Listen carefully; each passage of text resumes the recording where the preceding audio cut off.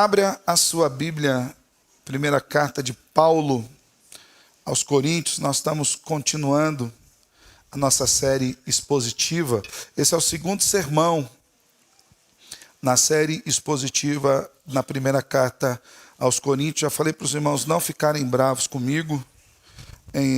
Eu sou muito ruim de criatividade e eu escolhi dar o tema dessa série como uma igreja como a nossa. Embora a igreja de Corinto seja extremamente problemática, eu acredito que o Senhor usou a realidade daquela igreja, daqueles irmãos, para mexer conosco. Eu não acredito que Deus usou uma igreja aleatoriamente, um contexto aleatoriamente, para tratar apenas de uma realidade específica, embora haja algumas especificidades ali, e depois mais à frente nós veremos também. Mas Deus usa essa realidade bíblica, esse texto é inspirado pelo Senhor, para que nós sejamos edificados. Primeira carta de Paulo aos Coríntios, nós vamos ler o capítulo 1, dos versos 4 até o 9. Eu quero falar um pouquinho com os irmãos hoje sobre os recursos que Deus dá, recursos que Deus derrama sobre a igreja, para que nós tenhamos uma boa vida cristã. Nós somos enriquecidos pelo Senhor com uma grande gama de recursos. Nós vamos ver alguns deles nessa manhã. Paulo, ele trata nesse trecho dos versos 4 a 9, na verdade é uma oração de ação de graças. Ele já havia feito algumas afirmações acerca do que é a igreja, dos versículos 1 até o 3, dizendo que essa igreja é a igreja do Senhor, que é uma igreja comprada por Cristo Jesus e é chamada para viver em santidade. E Paulo agora, a partir do versículo 4, ele começa a louvar a Deus, porque Deus é o Deus que dá todos os recursos para que a igreja viva em santidade. Diz assim o texto das Escrituras: sempre dou graças ao meu Deus por vocês, por causa da graça de Deus que foi dada a vocês em Cristo Jesus. Porque em tudo vocês foram enriquecidos nele, em toda palavra e em todo conhecimento, assim como o testemunho de Cristo tem sido confirmado em vocês, de maneira que não lhes falta nenhum dom, enquanto aguardam a revelação do nosso Senhor Jesus Cristo. Ele também os confirmará até o fim, para que vocês sejam irrepreensíveis no dia do nosso Senhor Jesus Cristo. Fiel é Deus, pelo qual vocês foram chamados à comunhão de seu Filho Jesus Cristo, nosso Senhor. Até aqui. Vamos orar mais uma vez? Diante da Tua palavra nós estamos, Senhor, e nós precisamos do auxílio do Teu Espírito Santo, para que essa palavra seja muito mais do que conhecimento da Bíblia para a nossa mente, mas que seja a verdade de Deus descendo até o nosso coração, até o íntimo da nossa alma, Senhor, para transformar a nossa realidade, as nossas percepções, para moldar, Deus, o nosso caráter e a nossa esperança de acordo com o Teu querer. É em Cristo que nós oramos. Amém. O que você acha, se a gente fizesse uma enquete aí, o que você acha que te falta para ser um cristão melhor? Para ser um crente mais top, assim? Olha para a sua vida cristã, dá uma olhada como está a sua vida cristã. Às vezes você também pode estar olhando e falar: pastor, não tem pra onde crescer, já tô 100%. Mas se porventura você julgar que há alguns passos a caminhar ainda, o que você acha que te falta para ser um cristão melhor? Será que talvez te falte mais conhecimento teológico, conhecimento mais acadêmico, por assim dizer, 4 anos de um seminário, ou então um curso mais substancial? Ou você acha que te falta ouvir melhores sermões? Às vezes, o que a gente gostaria, de ouvir sermões melhores, mais profundos, ou participar de uma igreja mais ativa, com mais programações. Tem gente que gosta de mais e mais e mais programações. Tem igrejas aí que tem programação de segunda a segunda. O que te falta para ser um crente melhor? Né? Que a igreja seja mais avivada, mais carismática, que a gente consiga ver aqueles dons, conforme nós vamos ver depois lá na frente de Corinto, espalhados pela igreja, a gente orando em língua, a gente interpretando profecias. É isso que te falta para ser um crente melhor? De trabalhos mais específicos. Não, pastor, precisavam trabalho só para mulheres, ou só para jovens, ou só para adultos, ou só para gente de 30 aos 40, só para gente de 50 aos 60, um negócio mais particionado, mais leituras, mais devocionais. O que te falta para ser um crente melhor? Campanhas de oração. Vamos fazer campanha de oração aqui. Segunda da prosperidade, terça da saúde, quarta do amor, quinta da família, sexta, não vai faltar motivo. Será que o que falta para que a gente seja crentes melhores são campanhas de oração? Participar de uma maior quantidade de cultos. Pastor, vou vir de manhã, à noite, no sábado, nas células. Falou que é culto. Eu estou aqui porque eu vou ser um crente melhor por causa disso. Será que é necessário, talvez, trocar de igreja? Não, pastor, essa igreja aqui ela não é suficiente. Através desse tipo de comunhão, desse tipo de sermão, eu não vou conseguir ser um crente melhor. Eu preciso de algo para melhorar. O que te falta para ser um cristão melhor? Não são poucas as vezes, irmãos, que nós tentamos justificar algum tipo de imaturidade espiritual com argumentos que apontam para algum tipo de externo de falha, ou na igreja, ou nas pessoas. Ou nós buscamos algo que está ali fora e nós desconsideramos que, às vezes, um grande problema da nossa espiritualidade reside no nosso coração. Será que, de fato, dizermos que falta alguma coisa na igreja ou na comunhão é uma boa justificativa? Será que o problema daqueles que vivem em pecado ou daqueles que vivem em desobediência no coração não é algo que está no seu interior? E isso é preciso que nós pensemos, porque Paulo, quando ele está escrevendo a essa igreja de Corinto, uma igreja problemática, como nós vemos, Paulo, ele ressalta logo no início. Primeiro ele diz quem é a igreja, já falamos aqui, essa é a igreja de Deus, que foi comprada por Cristo, chamada à santidade.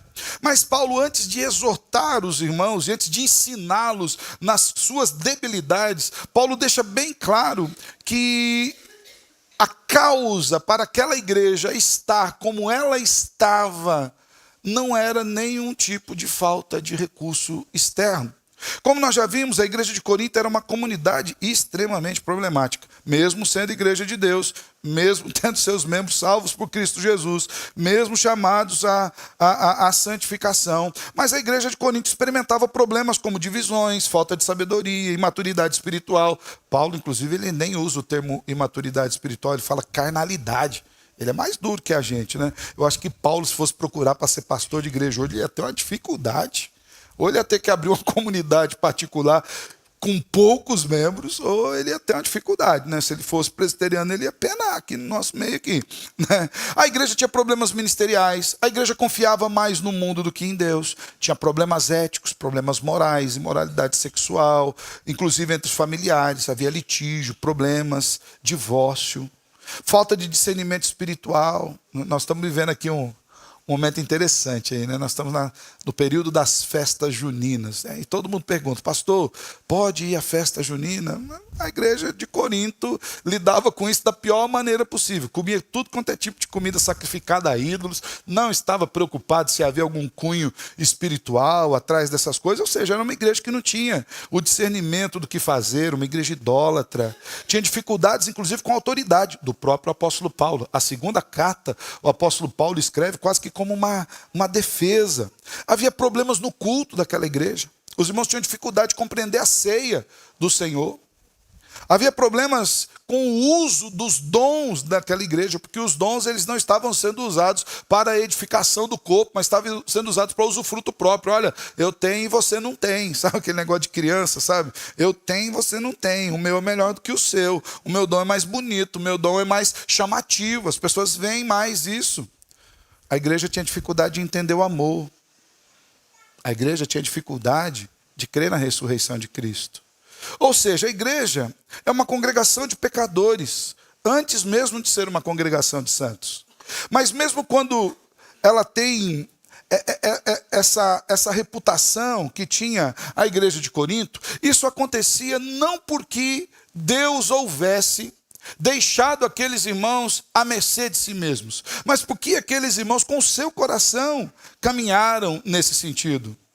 Essas dificuldades aconteciam não por falta de recurso ou por falta de instrução. Paulo, inclusive, se regozija em Deus, não apenas pela salvação, mas por todos os seus recursos, por tudo aquilo que o Senhor derramou sobre a igreja, para que a igreja cumpra os seus propósitos. Lembra que aqui, nesse versículo 4, ele começa em ação de graças, dizendo assim: eu sempre dou graças ao meu Deus por causa de vocês, por causa da graça de Deus que foi dada a vocês em Cristo Jesus. Assim como Deus fez com a igreja de Corinto, meus irmãos, Deus continua fazendo conosco. Deus já tem nos suprido de tudo aquilo que é necessário para que nós sejamos crentes fiéis, para que nós sejamos crentes melhores, para que nós desenvolvamos a nossa vida cristã, não obstante as nossas falhas, não obstante aos nossos problemas, que depois nós vamos confrontar esses problemas lá na frente. Diga-se de passagem, Paulo, ele traz essa introdução àqueles irmãos exatamente para mostrar para eles que o que precisava esses irmãos era um retorno à palavra, era um retorno às escrituras, a todas as instruções que o Senhor já havia lhes dado.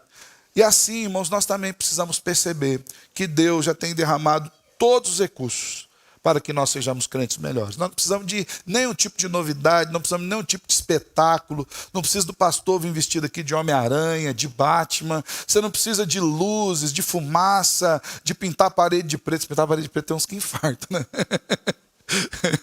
Foi muito interessante, antes de nós colocarmos essa parte, os irmãos lembram aqui que nós tivemos uma dificuldade com a parte acústica aqui, tivemos depois até que trocar, mas antes de colocar essa parte final aqui, foi necessário pintar o fundo de preto, porque você não vai perceber agora, mas tem algumas frestas ali entre um material e outro. E quando era o branco, você ficava vendo aquelas frestas. E se você for igual eu não consigo nem prestar culto, eu ficava só olhando as frestas, né? Então, mandamos pintar de preto, né? E nisso veio um irmão aqui com essas paredes pintadas de preto, falou: pastor, você não vai deixar essa igreja pintada de preto, né? Eu falei: não, irmão, é só o fundo, a gente vai cobrir aquilo. Será que é isso que precisa? Para que a gente seja crente melhor? Não.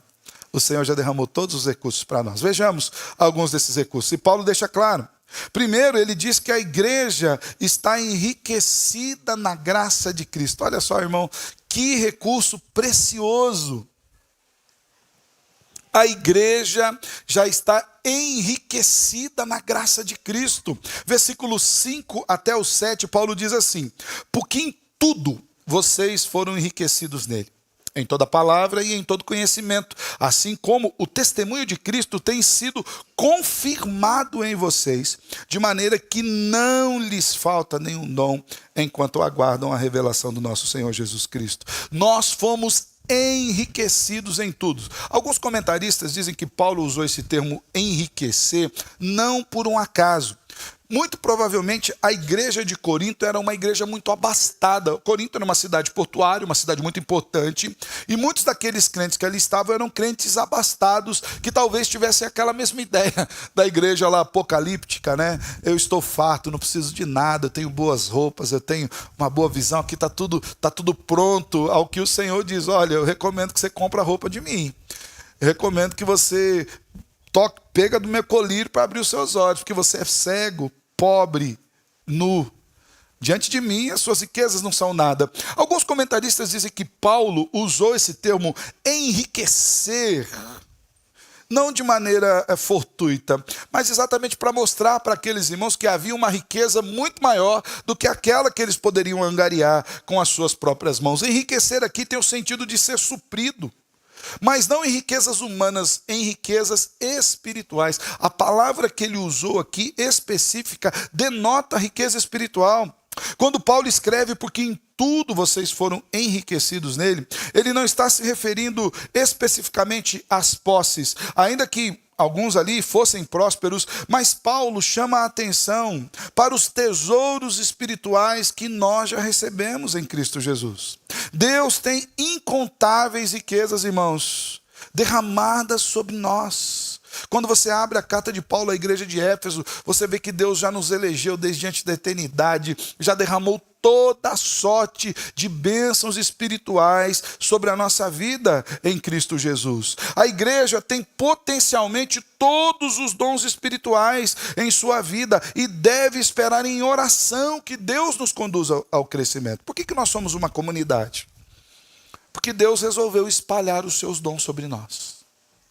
Cada um de nós aqui tem algum dom específico, alguma habilidade específica que Deus derramou sobre você para que nós nos edifiquemos uns aos outros. Uns oram, outros cantam, outros pregam, outros ensinam, outros servem, outros visitam. Uns se preocupam, outros ligam. A igreja do Senhor está suprida de todos esses dons. Quando Deus nos deu seu Filho, Ele foi além, Ele nos ofereceu tudo aquilo que possuía, de forma que Deus não pode nos dar mais nada de importância além de Cristo Jesus. Nós temos todas as coisas em Cristo, e é isso que Paulo fala. Não falta dom nenhum, Cristo foi dado para vocês. Agora, em Cristo, vocês têm dois aspectos importantes: a palavra e o conhecimento. E isso num processo certo de aguardarmos a vinda do Senhor. E aqui Paulo, ele declara que para tornar esses dons que são derramados sobre a igreja efetivos, de maneira comunitária na nossa vida, nós precisamos penetrar profundamente as riquezas da graça do Senhor.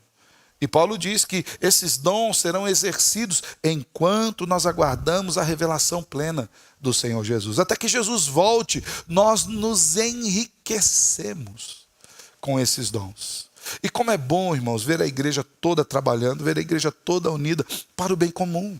Como é bom ver a igreja toda envolvida na edificação do irmão, porque é assim que tem que ser, porque o Senhor já providenciou esses meios para nós.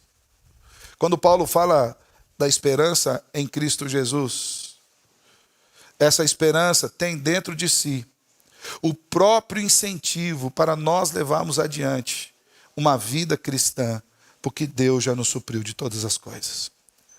Ele nos supriu na sua palavra, no Logos, que refere-se à expressão do conhecimento do Evangelho. O Evangelho já é pregado na igreja, você já tem tudo aquilo que você precisa.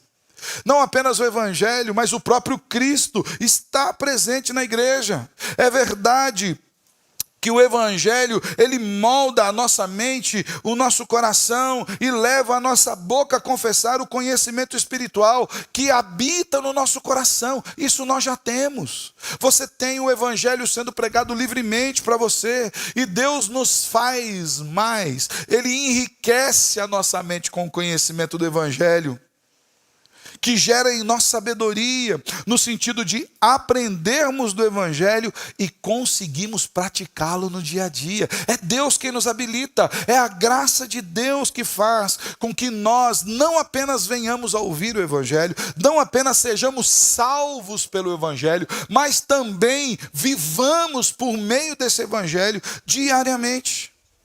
A igreja, irmãos, está capacitada pelo Senhor no poder do Evangelho, sendo enriquecida pela ministração da palavra e tendo o Espírito sobre ela, produzindo santidade em sabedoria até a volta de Cristo. Então Paulo, ele vai corrigir a igreja, mas ele diz: irmãos, olha, eu vou corrigi-los, mas antes é importante que vocês saibam de algo sobre essa correção. Vocês já têm o remédio. Antes que nós tratemos da enfermidade, Deus já lhes providenciou a cura. Deus já supriu vocês de tudo aquilo que é necessário para que vocês vivam essa vida de graça e sabedoria. O segundo aspecto que Paulo trata, ou melhor, a segunda bênção, a segunda riqueza, o segundo recurso que Paulo apresenta que Deus nos dá para que nós tenhamos uma boa vida cristã, é que a igreja está firmada na esperança da glória.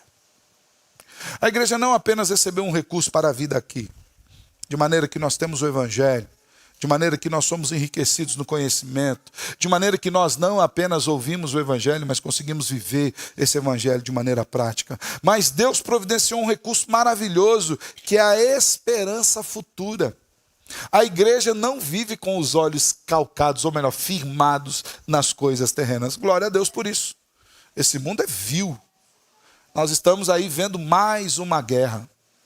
E aqui não tem a questão de lado, muito bem falou o Felipe hoje pela manhã, com respeito à questão da guerra, do porquê que nós valorizamos a questão de Israel, não no sentido de que esse Israel étnico é o povo de Deus, mas na verdade até ele orou pela manhã pelos que sofrem no Irã e pelos que sofrem em Israel, ou melhor, pelos crentes do Irã e pelos crentes de Israel. Eu acho que nós devemos até ampliar a oração, é por todos aqueles que sofrem no Irã ou em Israel. Eu lembro-me que eu estava assistindo um documentário sobre essa guerra atroz, que na verdade é uma resposta, ainda que justa, mas nós não sabemos dizer qual é a medida correta dessa resposta de Israel contra o Hamas. E eu confesso para vocês, meu coração se quebrou quando vi aquelas crianças passando por ali.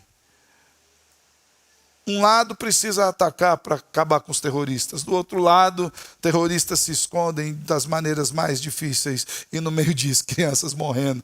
Vós, avós, pais, mães. Nós devemos orar para que Deus tenha misericórdia. A justiça é dele, não é nossa. Então, ainda bem que a nossa esperança não está firmada nesse mundo, que é carregado de guerras, que é carregado de problemas, num mundo que há enfermidades, num mundo em que nós lutamos contra os nossos próprios pecados. Paulo diz no versículo 8, ele também os confirmará até o fim, para que vocês sejam irrepreensíveis no dia do nosso Senhor Jesus Cristo.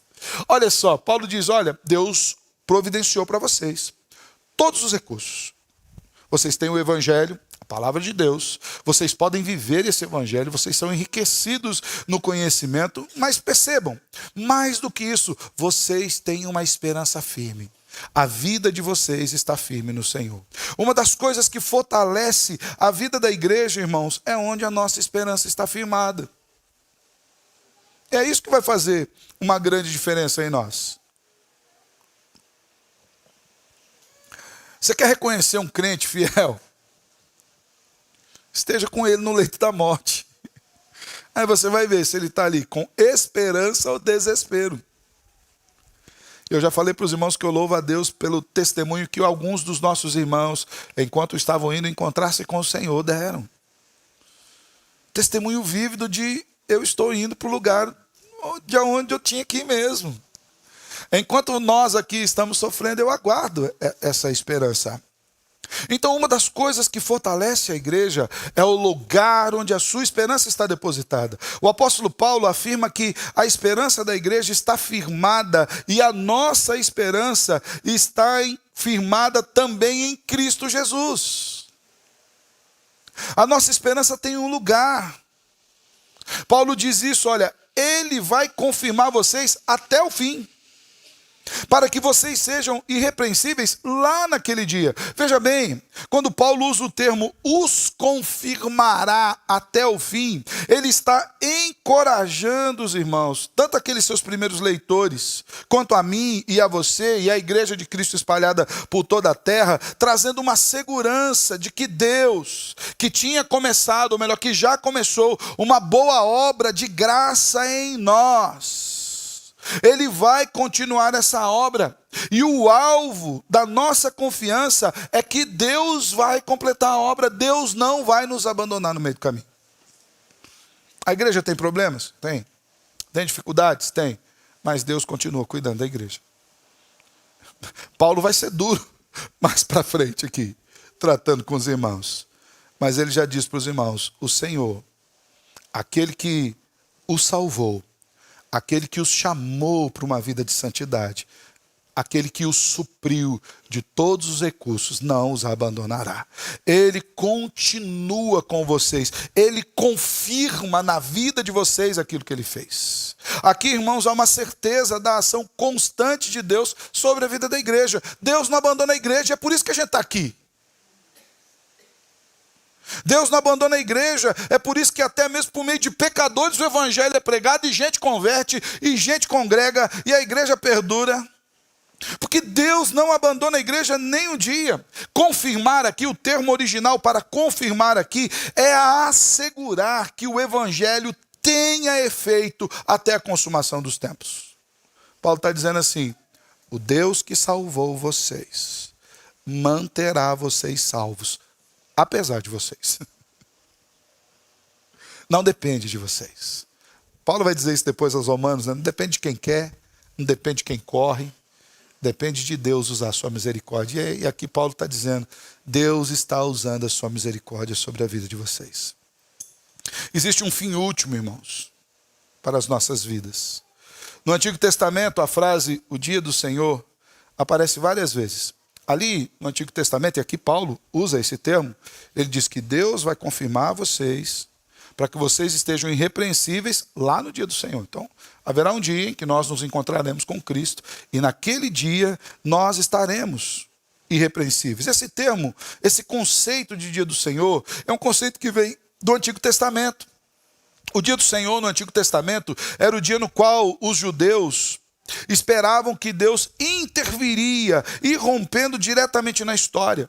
O dia que o velho mundo desapareceria e nasceria um novo mundo. O dia em que todos os homens seriam julgados. A ideia de dia do Senhor no Antigo Testamento era a ideia de julgamento. Haverá um dia em que Deus virá executar a sua justiça e todos serão julgados. Paulo pega esse termo e olhando para Cristo, entendendo que Cristo é a justiça de Deus.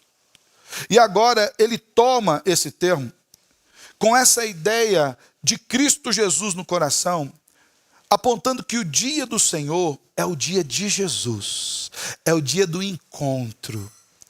Então, para nós, agora esse dia toma uma nova luz. O que Paulo está afirmando aqui é que quando chegar o juízo final, e ele vem para julgar. Paulo não tá trocando uma verdade. Jesus vem para julgar.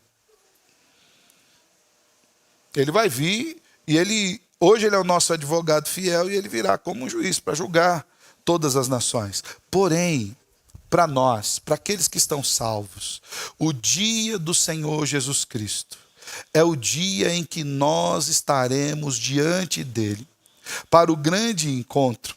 E Paulo coloca algo aqui que eu acho maravilhoso. Nesse dia, a igreja do Senhor não passará pelo julgamento. Ela estará irrepreensível diante de Deus. Irrepreensível significa literalmente, aqui no original, inacusável, incontestável. Deus age sobre a vida da igreja de maneira tão poderosa, nos conduzindo com amor no Espírito Santo, de maneira que o grande encontro para nós não é temor. O grande encontro para nós é o livramento final das nossas lutas, dos nossos pecados.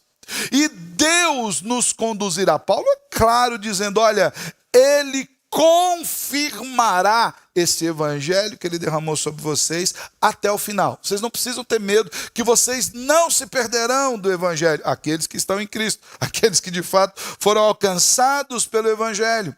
E mais do que isso, Ele os guardará, Ele os conduzirá de tal maneira que lá naquele dia do juízo final, vocês não passarão pelo juízo, mas o encontro de vocês demonstrará que o poder do evangelho foi tão forte que vocês se encontram irrepreensíveis, inculpáveis. Por quê? Porque vocês são bons? Não necessariamente, mas porque a graça de Deus é efetiva sobre vocês. Não haverá acusação. Nós estaremos diante do Senhor, como aquela multidão, vestidas de branco, cuja resposta para o porquê estamos lá é que nós fomos lavados, alvejados pelo sangue do Cordeiro. Havia sujeira em nós, havia imundícies em nós, mas o sangue poderoso do Cordeiro foi derramado sobre nós. O evangelho se tornou efetivo e nós fomos salvos pelas mãos do Senhor. O ponto final da história para Deus não é simplesmente o fim da vida do indivíduo, o que certamente tem um cuidado especial aos olhos de Deus, mas o ponto final da história para Deus é o dia em que Deus reunirá de todas as nações, todos os povos, todas as línguas, a sua igreja diante do Senhor, no dia do Senhor, e nós estaremos lá. Olha só, Paulo ele traz como um recurso para uma boa vida cristã a esperança. eu e você, apesar dos nossos muitos pecados, estaremos com Cristo. Por quê? Porque Ele nos guarda. E é exatamente nesse sentido que Paulo nos traz esse terceiro recurso para uma boa vida cristã, que é o fato de que a igreja está segura na eleição de Deus. Por que a gente vai estar lá? Nós vamos estar lá porque Cristo nos comprou. Versículo 9, Paulo diz assim: fiel é Deus, pelo qual vocês foram chamados à comunhão de seu Filho Jesus Cristo, nosso Senhor. Paulo termina essa introdução, e esses versículos ainda são introdutórios, juntamente com o versículo 1, 2 e 3, para depois ele começar a tratar dos problemas. Olha que coisa boa. Vocês são a igreja de Deus. Paulo começa isso nos primeiros versículos. Vocês foram salvos por Cristo Jesus. Vocês foram chamados à santidade. E Deus derramou recursos sobre vocês para isso. O evangelho está sobre vocês, de maneira que gera conhecimento. Deus colocou no coração de vocês uma esperança de lá no dia de Cristo não haver mais esses pecados. Vocês estarão irrepreensíveis lá no dia de Cristo, porque Deus resolveu chamar vocês para uma comunhão. Paulo termina essa introdução carregada de gratidão a Deus com uma afirmação fortíssima. Uma afirmação que denota certeza.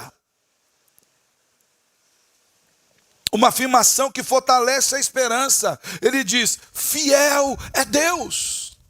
A obra que Deus fez, ela é incontestável. Na hipótese de alguém duvidar da veracidade desses versículos anteriores, Paulo afirma incondicionalmente que Deus é fidedigno no cumprimento das suas promessas, para enfatizar que Deus resolutamente sustenta o seu povo até o fim. Lembra do versículo 8? Ele os confirmará até o fim. Serão irrepreensíveis lá no dia do Senhor. E ele diz: Deus é fiel. Ele vai fazer isso. Essa verdade ressoa, irmãos, do começo ao fim das Escrituras. Nós podemos confiar inteiramente em Deus. Apesar das nossas muitas fraquezas. Apesar de talvez você às vezes olhar para a igreja e ver uma questão meio disforme. Ontem nós estávamos aqui numa espécie de podcast na programação especial dos jovens, falando de alguns problemas que a igreja enfrenta como um todo. Apesar dos muitos problemas, fiel é Deus. Deus continua cuidando. Esse Deus fiel é o mesmo Deus que nos chamou. A ideia de chamar aqui não é convidar não, viu, irmãos? Não é que Deus fez ali um convite: ô, topa vir para a comunhão aí? Não é essa a ideia de chamado. O chamado aqui é a vocação eficaz de Deus. Deus nos capturou. Deus nos comprou por Cristo Jesus. A graça de Deus nos atingiu irremediavelmente. Não há como fugir. Deus os chamou à comunhão de seu Filho, Jesus Cristo nosso Senhor. É porque Deus fez esse chamado eficaz. Um chamado carregado de convencimento. Uma vez me perguntaram: pastor, mas como a graça de Deus pode ser irresistível? Se Deus mantiver a sua graça irresistível, Deus está fazendo robôs. Eu falei: não. A graça é irresistível porque no momento em que Deus revela a sua graça a nós, Ele nos mostra a grandiosidade do seu amor, do seu perdão, da sua misericórdia, a certeza da salvação. Deus nos constrange com esse amor, de maneira que nós não conseguimos resisti-lo, de tão profundo que Ele é. E ainda que pudéssemos resisti-lo, embora ela seja irresistível, nós não o faríamos. Não porque Deus foi truculento em fazer, mas simplesmente porque Ele se revelou a nós amorosamente. Deus nos elegeu em Cristo Jesus, irmãos. Isso não por nossa causa, mas por iniciativa própria dEle. Foi Ele quem nos tornou cristãos. E isso é tudo que nós precisamos para viver em Cristo, para reinarmos na glória eterna com Cristo Jesus. Deus deu recurso, nos dá esperança e nos dá garantia de presença conosco no percurso. É mais ou menos como se Ele fizesse assim, ó: tá aqui a mochila, tudo que vocês precisam está aqui dentro. Tá aqui o mapa, o GPS, vocês vão chegar lá. E aqui eu estou com vocês no caminho, como guarda. Ele fez isso, tirando o povo do Egito, atravessando com o povo no Mar Vermelho, 40 anos de deserto com aquele povo, a sandália não estragava. Deus fazia formar maná pela manhã. Precisava carne, Deus mandava codorna. Precisava água, tinha na rocha. Deus estava com o povo. E ele esteve com o povo depois desses 40 anos, ao passar do Jordão. E eles entraram na Canaã. E Deus estava com o povo conquistando a Canaã. E assim é conosco, irmãos. Deus encheu a nossa mochila de recursos, colocou no nosso mapa o GPS, ó, céu, glória, e caminha conosco todos os dias. Isso é maravilhoso demais. Pois uma vez que nós fomos chamados para sermos unidos a Jesus, é certo que nós vamos permanecer neles. É certo que nós nos tornaremos gradualmente semelhantes a Ele por meio da graça que continuamente opera em nós. Dia a dia nós vamos nos parecendo mais com Cristo Jesus. Nós estamos, irmãos, de maneira eterna, isentos de culpa. Agora vivemos como perdoados. Deus se comprometeu com esse propósito radical quando Ele nos chamou para termos comunhão com Ele por meio de Cristo Jesus. Paulo está dizendo que é uma garantia. De maneira que até quando Deus nos disciplina, e aí você vai ler lá o livro de Hebreus, Hebreus capítulo 12, até a disciplina de Deus não é para a perdição. Porque Deus disciplina quem ama. E lá o autor de Hebreus diz que Deus disciplina para aproveitamento. Passou mal? Tá bem? Os diáconos aí, se puder dar um socorrinho aqui. Tá? Acontece. Deus nos disciplina para aproveitamento. As implicações práticas dessa gloriosa esperança que nós temos em Deus nos leva a estar comprometidos, sem reservas, para com o Senhor. Tá bem? Vamos ali dar um socorrinho para ele ali. A gente já volta aqui. Fica tranquilo que se eu não terminar hoje, termino depois. O importante é ele estar bem.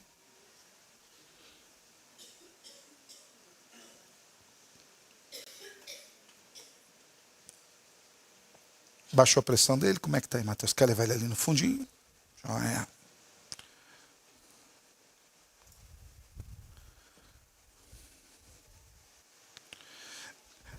Amanda, é até o Luca. É o Luca, pronto. Vamos orar pelo Luca, irmãos? Feche seus olhos aí. Senhor Deus, nós intercedemos agora pela vigia do Lucas, Senhor. Passou mal aqui, no meio do culto, e a gente sabe que é ruim passar mal, a gente fica preocupado, pai, a mãe fica preocupado, os irmãos ficam preocupados. Que o Senhor derrame graça sobre a vidinha do Lucas agora, Deus, traga restauração para ele. Que a tua boa mão conduza agora o diácono Mateus ali com toda a sabedoria que ele tem na área das instruções ali, na parte médica, no cuidado. Cuida dele ali, Senhor. Que o Senhor mesmo ponha tua mão de graça restaurando a vidinha do Lucas. Em nome de Jesus. Amém. Depois o diácono só manda para a gente o recado, ver como é que está o Lucas lá, né? Se precisar de alguma coisa, o Dani está aqui também. Né? Nosso plantonista. Está de plantão, Dani. Nós temos enfermeiro, farmacêutico e médico. Então você não escapa aqui. Né? Um atende, já dá receita. O outro já cuida e o outro já aplica a injeção. Já sai daqui medicado. Né? Isso é free. Benção. Deus derramou todos os recursos na igreja, inclusive os recursos para a vida presente aqui, para além da graça. É cuidado do Senhor. Que bom. Irmãos, as implicações da eleição do Senhor sobre nós, elas são profundas. Na verdade, elas geram em nós uma esperança transformada, uma esperança gloriosa. Ela leva a nossa vida a estar comprometida, sem reservas, com a igreja de Cristo. Nós estamos completamente comprometidos com essa igreja, na certeza de que aquele Deus que nos chamou é o Deus que nos sustenta. É por conta da eleição incondicional de Deus que as Escrituras declaram, e Paulo declara aos Filipenses capítulo 1, versículo 6, e estou certo de que aquele que começou boa obra em vocês, há de completá-la até o dia de Cristo Jesus. O chamado é real.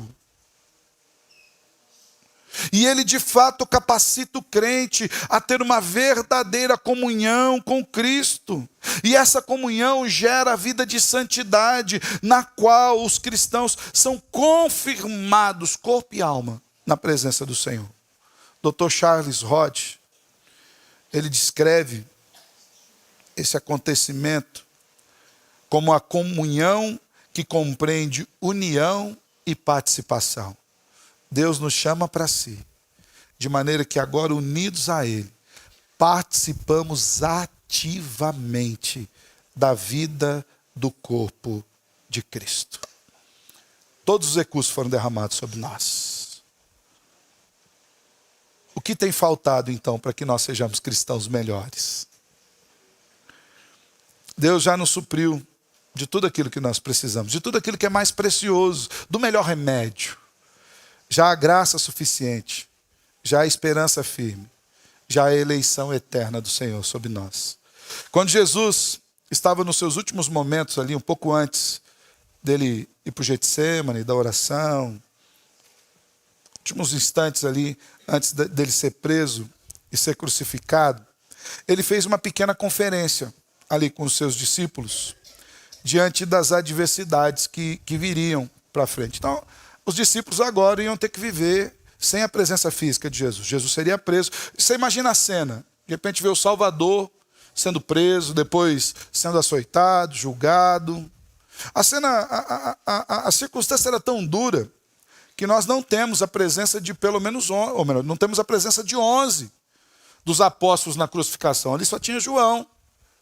Judas havia traído, se enfocou. Pedro havia negado. E depois ninguém sabe para onde ele foi chorar amargamente. E os outros 9, irmãos, nós nem sabemos onde estavam. As circunstâncias eram duras. Depois, nós olhamos lá em Atos dos Apóstolos, aqueles homens estavam amedrontados dentro das casas. Não sabiam o que fazer. Você encontra 2 fugindo para Emaús. A circunstância era difícil. Mas antes disso, Jesus, na sua conferência, ali faz uma conversa com eles. E ali em Lucas 22, 35, Jesus perguntou aos seus discípulos, olha só, antes do problema que viria. Quando eu os enviei sem bolsa, sem sacola e sem sandálias, por acaso faltou-lhes alguma coisa? Olha a pergunta de Jesus. Olha, vem problemas aí, vocês vão enfrentar lutas. Mas quando eu enviei vocês, faltou alguma coisa para vocês? Eles responderam, não faltou nada. Se nós fôssemos parafrasear o Mestre com respeito à nossa vida espiritual, Jesus dissesse, quando eu chamei a salvação, quando eu os conduzi até aqui, quando eu lhes apresentei o Evangelho, quando eu capturei o coração de vocês, em todo o cuidado que eu tenho tido para com vocês até hoje, faltou alguma coisa?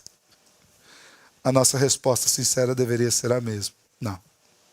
Não nos tem faltado nada.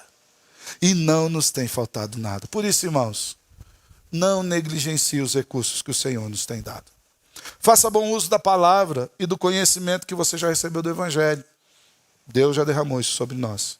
Desfrute da graça e viva intensamente em Cristo Jesus. Também descanse o coração na certeza de que nós reinaremos com o Senhor na glória. Nós vamos estar lá, inculpáveis, santos, irrepreensíveis, pela plena manifestação do efeito da salvação sobre nós. Nós veremos a completude do que significa ser salvo. Já imaginou isso? E por fim, persevere firme no Evangelho, sabendo que, na verdade, você foi conquistado pelo Evangelho. Você não escolheu o Evangelho não, tá?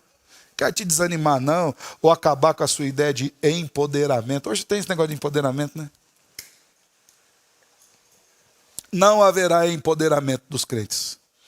Há um empoderamento intrínseco no Evangelho, declarado pelas Escrituras. O Evangelho é o quê? O poder de Deus. Você foi escolhido, conquistado pelo Evangelho. E o Deus que o chamou à sua eterna glória é fiel e o ajudará até o dia do Senhor. Temos todos os recursos. Daqui para frente a gente vai experimentar de algumas repreensões que o Senhor tem a nós, assim como Ele fez à igreja de Corinto. Mas lembre, essas repreensões não são para que nós sejamos reprovados e ficamos pelo caminho. Essas repreensões são para que nós vejamos os riscos e os perigos do pecado, o abandonemos, mas saibamos, temos todos os recursos que o Senhor já nos deu para isso. Amém? Feche seus olhos, quero orar com você. Te louvamos, Senhor, pela tua bondade. Te louvamos por essa manhã tão gostosa, clima tão gostoso, onde nós nos reunimos na sua casa para cantar louvores ao Senhor, ler a tua palavra, bendizer-lhe o nome, mas principalmente para nós estarmos firmados com o coração na tua verdade, Senhor. Que esse evangelho de fato seja efetivo em nós, que o poder do teu Espírito seja efetivo em nós e que a tua graça superabundante seja efetiva em nós, confirmando em nós a ação plena do evangelho no curso da nossa vida, até o dia do grande encontro, quando nós estaremos com o Senhor. Ainda que sejamos corrigidos, Senhor, nessa caminhada, ainda que precisemos passar, Deus, por repreensões, que nós entendamos o teu amor, a tua mão, o teu cuidado em cada uma dessas repreensões, sabendo que o objetivo final é que nós nos pareçamos e cheguemos à plenitude da fé, na estatura de varão perfeito em Cristo Jesus. É nele que nós oramos. Amém e amém. Glória a Deus, irmãos. Tem alguma notícia lá do Theo, não? Também. O Theo tá bem, então do Luca, né? Você vê como é que eu confundo, né? Isso porque ela acabou de falar.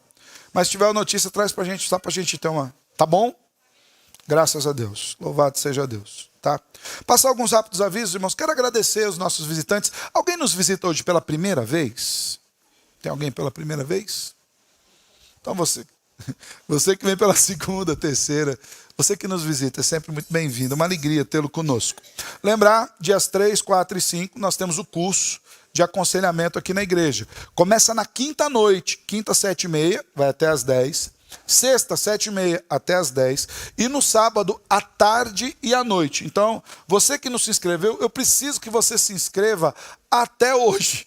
Porque amanhã eu tenho que fazer o pedido das apostilas. Então, por favor, confirme a sua inscrição comigo para que a gente faça o pedido das apostilas. Com respeito ao custo, não se preocupe. A gente vai facilitar da maneira que cada um possa pagar. O objetivo é só que a gente consiga pelo menos cobrir o custo das apostilas e do curso. O restante nós vamos investir isso, tá bom? Lembrando, irmãos, que nós estamos no processo de eleição de oficiais. Então, os irmãos têm até o dia 27 de julho do mês que vem para a indicação de nomes para concorrer ao presbiterato e ao diaconato. Nós temos 6 vagas para o diaconato e 1 vaga para o presbiterato. Das 6 vagas para o diaconato, já tem 3 candidatos natos, que são os diáconos cujos mandatos estão vencendo. Diácono Júlio, Diácono Cláudio e Diácono Melk. Esses são candidatos naturais. E temos outros candidatos ao diaconato. Essa semana já começaram a indicar nomes. Um é o nosso irmão Rafael, está indicado ao diaconato. Me indicaram outros 2 nomes. Um eu fui confirmar com ele, foi o pastor, estou em oração. E o outro eu ainda não confirmei com ele, então por isso eu não vou dizer os outros 2 nomes que foram indicados, mas um que eu sei que já confirmou com os irmãos, o nosso irmão Rafael é candidato ao diaconato. Também ao presbiterato, até agora, o indicado é o nosso irmão Will, tá bom? Então esses são os nomes indicados até então. Ore ao Senhor. Se você quiser indicar mais alguém, você tem até o dia 27 do mês que vem. Por que não pode indicar depois, pastor? Porque depois disso, esses candidatos passarão por uma entrevista com o conselho, passarão por um curso preparatório para o presbiterato e para o diaconato. Para quê? Para que eles exerçam esses ministérios, irmãos, na presença do Senhor. Lembra que presbítero não é o seu vereador, ele é o seu pastor. Você está elegendo um pastor. Você não está elegendo... Tem gente que tem aquela ideia, não vou eleger um presbítero, ele vai ser minha voz lá no conselho. Isso você faz com o vereador. Quando você eleger um presbítero, ele vai ser a voz do Senhor com você. Ele vai pastorear a sua vida. Então, ore por isso. Diácono, a mesma coisa, é um oficial. levantado pelo próprio Senhor da igreja, para cuidar das coisas da igreja, de maneira que quando um diácono chamar alguma atenção, você não pode ficar bravo. Ele é o servo de Deus levantado oficialmente para o cuidado da igreja, para o cuidado dos necessitados, das viúvas. Então, são homens levantados pelo Senhor. Então, por isso, nós consideramos isso muito importante. A igreja indica, o conselho analisa, prepara e depois a igreja tem a liberdade de votar nesses irmãos. A assembleia será no dia 26/10, tá bom? Esses são os avisos que eu tenho para dar para os irmãos. Aqueles irmãos que me pediram a Bíblia de Genebra, eu estive em São Paulo, mas eu não consegui trazer. Essa semana o estudo foi puxado, a gente não teve nem tempo de ir lá na editora buscar. Então nós vamos fazer um novo pedido, vai chegar a Bíblia aqui, tá bom? E você que pediu a Bíblia, depois o Vinícius também vai entrar em contato com você, ver como faz a questão do pagamento. Vamos ficar em pé, irmãos? Ah, verdade. Obrigado, Felipe. Lembrando da promoção da feijoada em prol do Happy Day. Então, você que não pegou o seu cartão de venda de feijoada, pegue com o... Está com o Rafa agora. De manhã estava com o Sullivan, agora está com o Rafa. Então, você que não pegou, pega, irmãos. Nós precisamos vender isso aqui para a realização do nosso Happy Day. Se nós vendemos toda a feijoada, nós não vamos precisar colocar dinheiro no Happy Day. E a gente continua realizando o Happy Day aí na bênção. Pega aí seu bloquinho, tem 5 para a gente vender. Vamos orar? Obrigado, Deus, pela manhã. Obrigado pelo momento de culto. Obrigado pelo seu cuidado sobre nós. Mais uma vez, Senhor, estende tua mão sobre a vidinha do Luca. Restaura a saúde dele, Pai, em nome de Jesus. E quanto a nós, conduze-nos, Senhor, no poder do teu Espírito. Para que nós entendamos, Deus, que a correção do Senhor é uma correção amorosa. Porque o Senhor já derramou recursos sobre nós para que nós vivamos de acordo com a tua vontade. Conduz o nosso coração a Cristo diariamente, para que lá naquele dia final, no dia do encontro, não seja um dia de temor, muito pelo contrário, seja um dia de regozijo na presença do Senhor, porque chegamos ao final da carreira na presença de Cristo Jesus. Guarda a tua igreja não somente aqui, mas em toda a face da terra. Nesse ambiente de guerra que vive o mundo, usa de misericórdia, Senhor. Que a sua justiça seja operada com misericórdia. Que os teus preceitos, Deus, sejam cumpridos, mas clamamos misericórdia, Senhor, de todas aquelas pessoas. Que apesar dos pecados da humanidade, ainda tem esperança em Ti, Senhor. Nós também temos essa esperança. Guarda-nos, Senhor, até o dia do encontro em Cristo Jesus. Amém. E amém. Amados irmãos, que a graça do Salvador Jesus, o amor de Deus, o eterno Pai, e toda a consolação do Espírito Divino esteja com a igreja do Senhor hoje e todos os dias, até que Ele venha e nos leve para a glória eterna. Amém.